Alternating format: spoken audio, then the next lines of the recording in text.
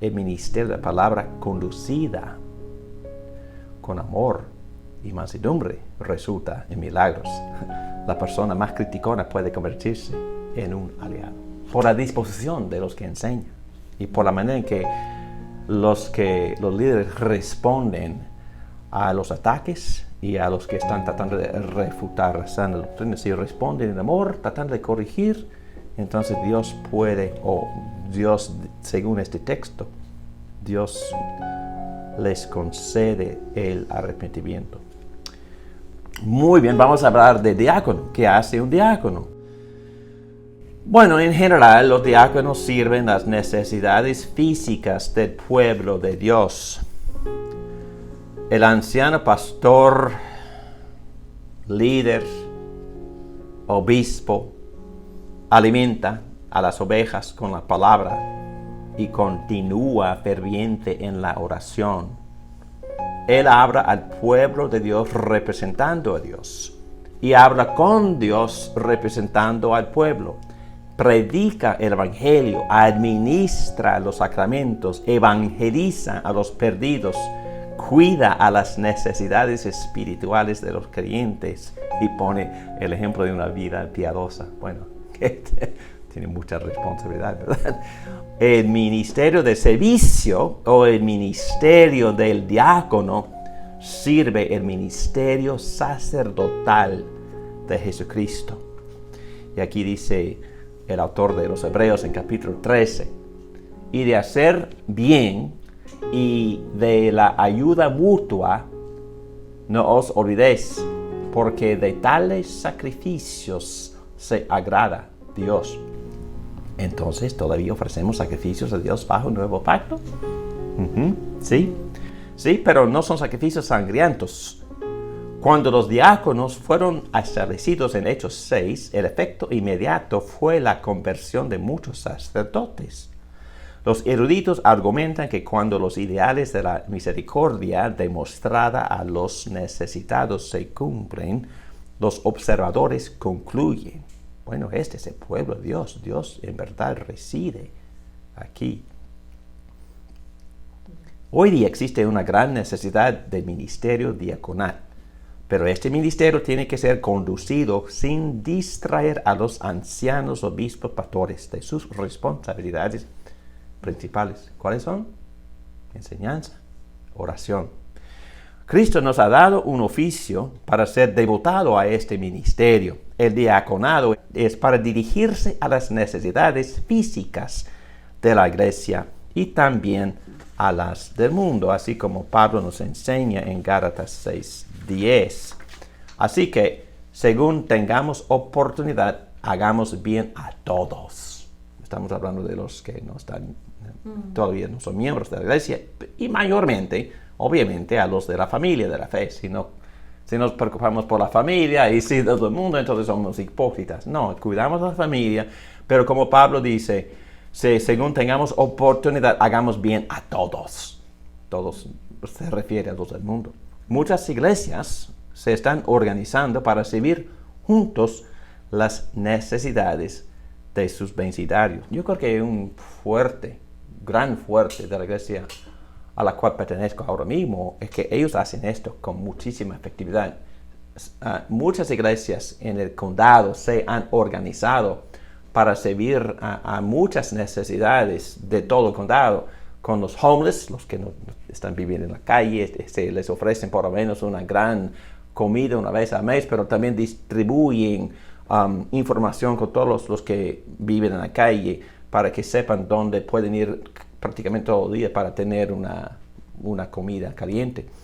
Y también sirven a las solteras, a las jóvenes que tienen niños, como ya hemos compartido, tienen departamentos en que viven mientras estén recuperándose de sus vicios y para que puedan empezar a vivir más responsablemente. Entonces tienen muchos ministerios, ministerios de misericordia, ministerios diaconales, hasta han invitado a ciertos oficios o han formado miembros del staff, del liderazgo, para que se dediquen a tiempo completo a estos ministerios. Muy bien. Al final vamos a considerar los oficios generales, el real sacerdocio, el llamado que todos compartimos juntos. Otra vez, todos somos sacerdotes. Todos somos miembros del sacerdocio santo y real. Todos tenemos un ministerio. Todos tenemos un oficio, no oficial, pero una función en la iglesia según los dones, según el llamado de cada quien. Y no hay ninguna persona que no tenga este llamado. No hay una persona que no tenga su función. No hay persona que no tenga su don, su gracia otorgada por Cristo mismo, distribuida según su soberanía en la iglesia para que la buena función del cuerpo de Cristo. Los oficios generales también sirven los 3 ministerios de Jesucristo. Capítulo 12 de los Hebreos. A través del libro de los Hebreos se espera del pueblo de Dios que esté haciendo un ministerio sacerdotal. La iglesia debe estar involucrada en mutua exhortación profética. Es decir, a nadie le gusta esto, pero la Biblia enseña en muchos textos la responsabilidad que tenemos para animarnos los unos a los otros, hasta amonestarnos los unos a los otros, a empujarnos a vivir vidas santas y hacer buenas obras. Dice en capítulo 3, versículo 12, mirad, hermanos, que no haya en ninguno de vosotros corazón malo de incredulidad para apartarse de Dios vivo. Antes, exhortaos los unos a los otros cada día. Cada día. Es una responsabilidad mutua entre los hermanos, entre tanto que se dice hoy, para que ninguno de vosotros se endurezca para el engaño del pecado. Tenemos que ayudarnos entre nosotros, entre la familia de Dios, de evitar lo engañoso del pecado. Todos tenemos áreas de ceguedad. Tenemos que llevar a cabo el ministerio profético, es decir, amonestación con la iglesia, con amor, por supuesto, con paciencia, con mansedumbre, por favor. Nadie quiere ser atacada. Nadie quiere ser un tono fuerte. Nadie quiere ser gritado, por supuesto.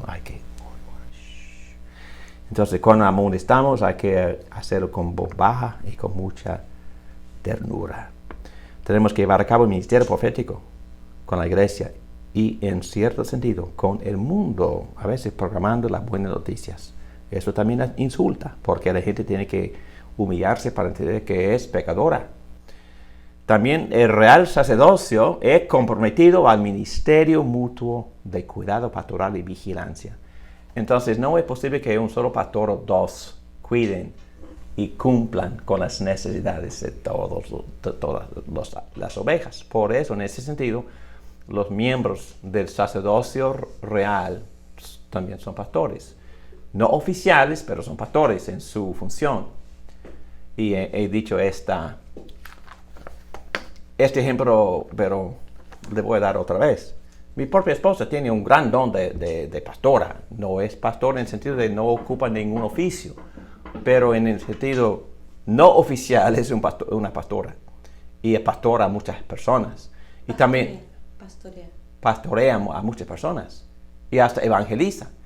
Y he compartido también que hoy en día está sufriendo una enfermedad, pero eso no ha llegado a ser ningún obstáculo, porque ella también tiene el don de misericordia y ayuda a muchas personas, muchas señoras, que en verdad sus familias las han abandonado por varias razones.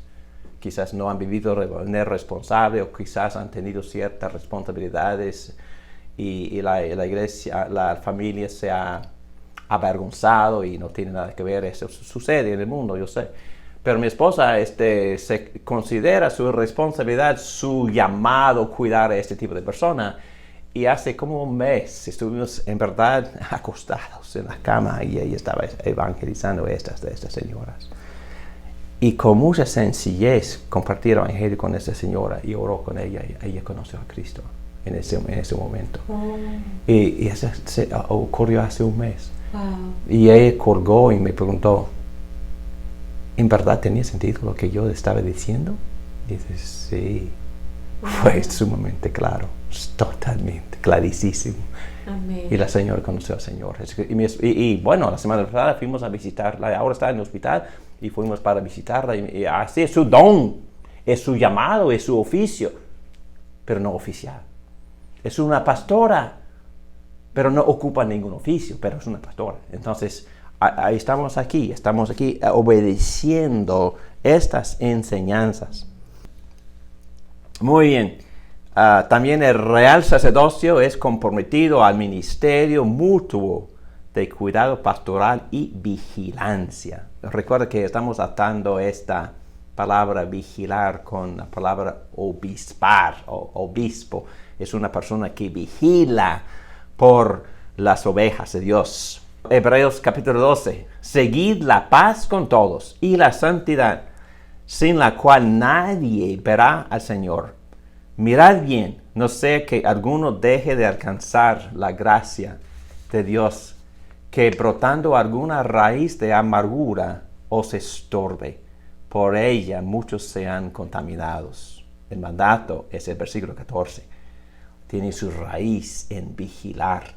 Es la forma en verbo de la palabra obispo. El sentido es que todos los miembros del sacerdocio tienen que vigilarse los unos a los otros en este ministerio sacerdotal.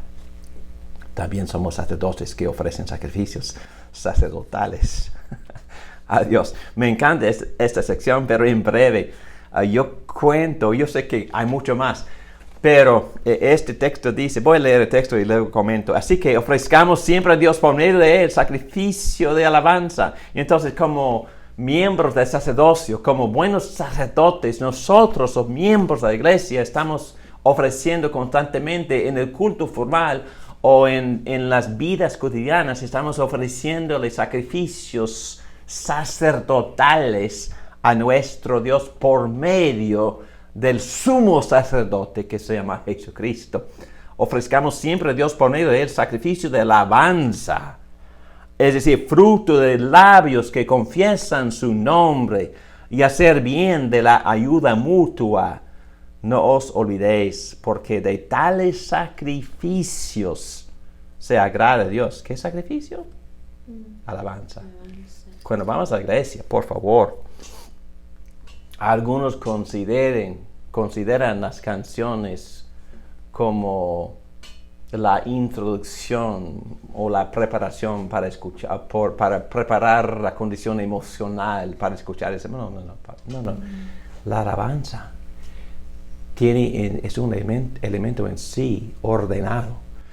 La alabanza, según este texto, es un sacrificio que se le ofrece a Dios en el culto formal. Y dice aquí que Dios se agrada con este tipo de sacrificio. ¿Ofrecido por quién? Ofrecido por el real sacerdocio. Y el versículo 16 también habla del sacrificio de hacer el bien y de la ayuda mutua. Exactamente. También, ¿no? Y cuando hacemos buenas obras, cuando somos gente generosa, cuando hacemos actos bondadosos, Amén. ¿qué estamos haciendo? Estamos ofreciéndole sacrificios al Señor. Es culto.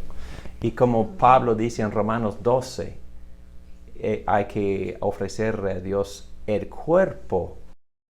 Por lo tanto, hermanos, tomando en cuenta la misericordia de Dios, es decir, basado en la gracia, basado en la misericordia, ya hemos recibido la gracia, ya hemos recibido el perdón de los pecados, ya hemos recibido el don de la justicia de Jesucristo que nos cubre y por medio de la cual Dios nos acepta. Por la misericordia de Dios, hermanos, tomando en cuenta estas misericordias, les ruego que cada uno de ustedes en adoración espiritual ofrezcan su cuerpo como sacrificio vivo, santo y agradable a Dios. Entonces, como sacerdotes, miembros del real sacerdocio, ofrecemos ¿qué? Sacrificios de... Y en este versículo, ¿cuál es el sacrificio? le ruego que cada uno de ustedes en adoración espiritual ofrezca su cuerpo como sacrificio vivo. Eso implica que ofrecemos ¿qué? La vida entera. El cuerpo entero. El cuerpo mente. entero. Todo lo que yo haga con mi cuerpo se le ofrece a Dios en sacrificio vivo. Es mi culto razonable de Dios. Muy bien. Entonces ya vemos que un sacrificio que se le ofrece a Dios, el real sacerdocio, es la alabanza. Otro sacrificio son las buenas obras. Aquí vemos que otro sacrificio es la vida entera, el cuerpo entero. Y la palabra en griego que se usa es la palabra latreia o latreia, que significa la respuesta a Dios de mi vida entera que se le ofrece por la gracia que Él me ha mostrado. Entonces, alabanza, buenas obras, cuerpo entero, vida entera. ¿Y qué más? Vamos a ir a Filipenses capítulo 4. Versículo 18, ya he recibido todo lo que necesito y aún más tengo hasta de sobra, ahora que he recibido de Epafrodito lo que me enviaron. Es una ofrenda fragante, un sacrificio que Dios acepta con agrado. Wow. Entonces, como miembro del real sacerdocio, como sacerdote que soy, ofreciendo sacrificios, ¿cuál es el sacrificio en este texto que se menciona? Dice, es una ofrenda. Es el versículo. Versículo 18. ¿Cuál es la ofrenda fragante? Un sacrificio que Dios acepta con agrado. Es dinero. Oh, yeah. Ese dinero que Pablo recibió, porque la iglesia en Filipo, ¿verdad? Era una iglesia emisora, una iglesia que apoyaba a los misioneros, una iglesia que siempre Pablo se glorió a esa iglesia en sus cartas a los corintios. Él quería que los corintios fueran así como los cristianos en Filipo. ¿Por qué? Porque ellos tenían mentalidad misionera, ellos tenían mentalidad generosa, ellos siempre daban dinero para expandir el reino por medio de la predicación del evangelio. Entonces, Pablo dice que este dinero, ¿verdad?, es un sacrificio. Este dinero es ofrenda fragante, un sacrificio que Dios acepta con agrado. Entonces, como vamos al culto y sabemos que nuestra iglesia apoya a ciertos misioneros y apoya el mismo ministerio de la evangelización de nuestra iglesia, y cuando damos este dinero es como sacrificio que le agrada a Dios, un sacrificio que ofrece el sacerdote que es miembro del sacerdocio santo, y Dios acepta este dinero como sacrificio formal en el culto. Y hay otro que me gusta mucho que se encuentra en capítulo 15 del libro de los Romanos, en la carta a los Romanos. Pablo habla de otro tipo de sacrificio. Romanos 15, versículo. A la mitad del versículo 15 dice Pablo, me he atrevido a hacerlo por causa de la gracia que Dios me dio para ser ministro de Cristo Jesús a los gentiles. Aquí dice, yo tengo el deber sacerdotal. Pablo se refiere a sí mismo como sacerdote. Yo tengo el deber sacerdotal de proclamar el evangelio de Dios a fin de que los gentiles lleguen a hacer una ofrenda aceptable a Dios, santificada por el Espíritu Santo. Interesante. Wow. Qué rico ir al culto como un buen sacerdote para rendirle culto y para ofrecerle sacrificios al Señor. ¿Y qué fue? ¿Qué será mi sacrificio? Alabanza. Entregarle... Alabanza. Alabar a Dios es un sacrificio que le da a Dios el sacerdote que es miembro del sacerdocio real. ¿Qué más? Buenas obras, mi amor para mis hermanos, mi generosidad con mis vecinos, los actos de bondad que hago durante la semana. Ofrezco estos sacrificios como ofrendas agradables a Dios. Y también cuando llega el momento de diezmar, yo doy mi diezmo y más, porque mi diezmo, mi ofrenda de dinero es un sacrificio fragante, dice Pablo, fragante, que le agrada a Dios. Aquí como buen sacerdote sirvo a Dios en el culto ofreciéndole sacrificios. Y me encanta. ¿Gentiles? Wow, qué bendición, qué alegría poder ofrecer a Dios un nuevo converso. Wow, he estado evangelizando. Yo traigo a la iglesia un nuevo converso. Y aquí le ofrezco a Dios el sacrificio, ofreciendo gentiles a Dios como buen sacerdote que predico fielmente la palabra del Evangelio. Y el resultado de estas predicaciones son los nuevos conversos, los que anteriormente no conocían a Jesucristo, que anteriormente no habían experimentado la misericordia de Dios y ahora sí han sido convertidos, han sido transformados. Y Dios le encanta, dice en muchos textos en los evangelios, cuando una sola persona se arrepiente, los ángeles en el cielo están aplaudiendo y cantando. Y nosotros en la iglesia debemos de aplaudir y también celebrar los nuevos conversos. Y para mí en lo personal, nada me da más alegría. Estuvimos conversando antes de esta clase y tuve esta experiencia de poder evangelizar a un hombre y había sido cultivando una relación con él por casi 5 años y poco a poco, compartiendo, no solo yo, pero otras personas también estaban colaborando con estos esfuerzos para evangelizar a este hombre. Y pasó por la clase de membresía en la iglesia. Y yo les pedí, o le pregunté a los que lo entrevistaron, que en verdad entendía el Evangelio y me dieron respuestas no muy convincentes. Pero de todo modo llegó un momento en que íbamos a bautizar a su niño. Y yo asumí la responsabilidad de evangelizarlo una vez más. Y por Zoom tuvimos una entrevista y compartí de nuevo el Evangelio con este hombre. Y él demostró cierto entendimiento y llegó el día en que seguí predicando el Evangelio. En ese mismo día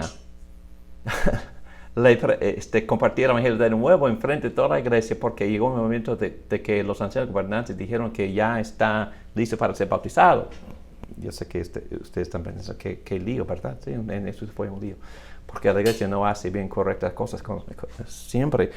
Pero aquí estuvimos tratando de honrar a este hombre porque íbamos a bautizar a su niño y la iglesia iba a bautizar solo el niño representado por su mamá. Y dijo, no, el hombre está listo. Entonces, de nuevo,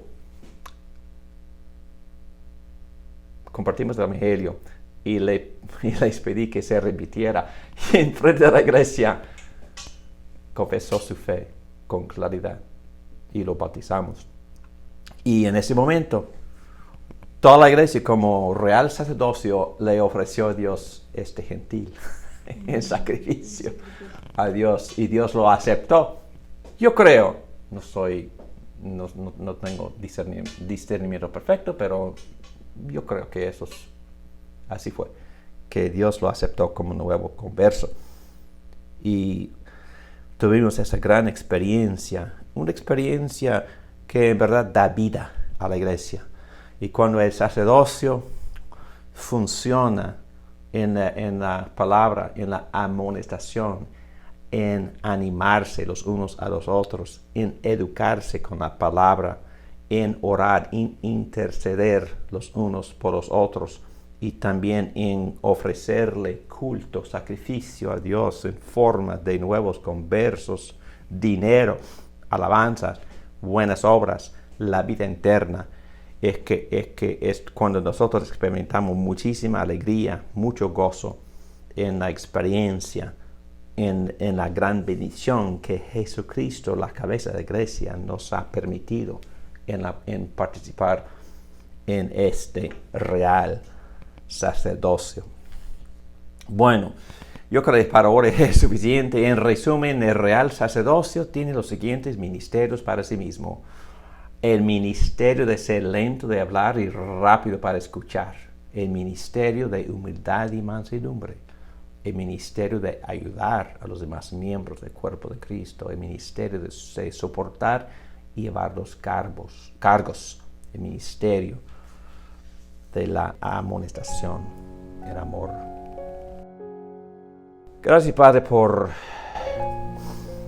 este gran plan. Amén. Por este plan desde antes de la creación del mundo, elegir, llamar, adoptar algunos hijos tuyos. Amén. Y de ellos formar un cuerpo, la iglesia, una casa espiritual, un templo en que tú mismo vives.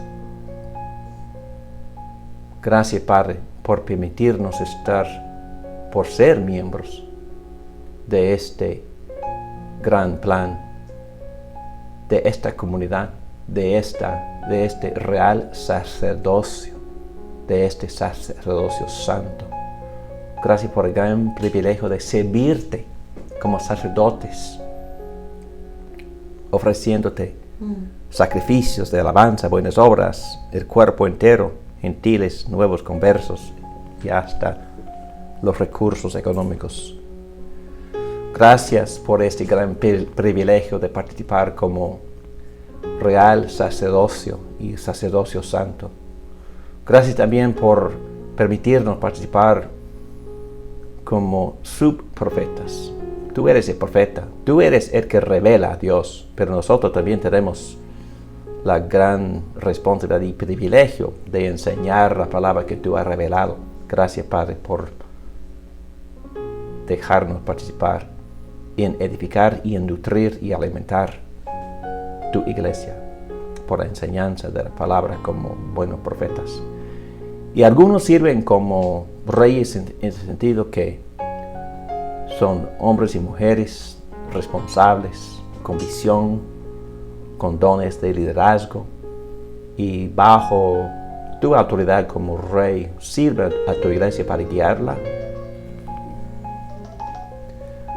Sirven a tu iglesia para guiarla para que cumpla con la misión de hacer discípulos,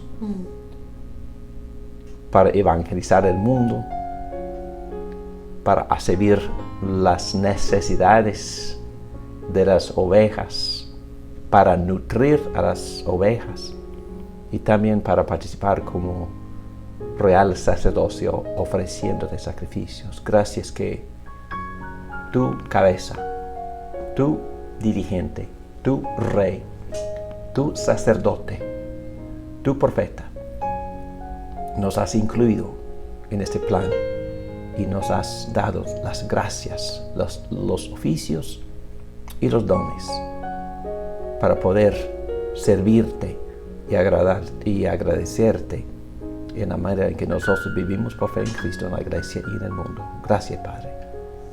Ayúdanos a cumplir con tu voluntad y a glorificarte en tu iglesia en el nombre de la cabeza de Jesucristo.